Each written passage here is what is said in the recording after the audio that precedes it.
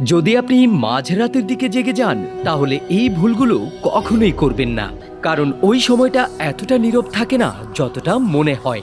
রাত 2টা-3টার সময়কে ওই লামহা মনে করা হয় যখন দুনিয়া আর পর্দার অন্তরালের দূরত্ব খুবই কম থাকে।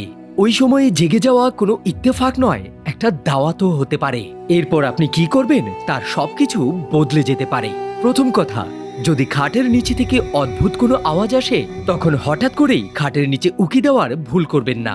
চোখ বন্ধ করুন আর নিজেকে হেফাজতে রাখার দোয়া জোরে জোরে উচ্চারণ করতে থাকুন। দ্বিতীয় কথা, আপনার গৃহপালিত প্রাণীর সাথে কথা বলবেন না, কারণ ওই সময় সে প্রয়োজনের চেয়ে বেশি দেখে ও বোঝে। আর যদি ওই প্রাণীগুলো জবাব দেয় তাহলে সেটা তার আওয়াজ হবে না। তৃতীয় কথা, জানলা খুলবেন না যদিও বিশেষ করে কেউ আওয়াজে ঠোকে, কারণ ওই সময় অতৃপ্ত আত্মা বাইরে অপেক্ষা করতে থাকে।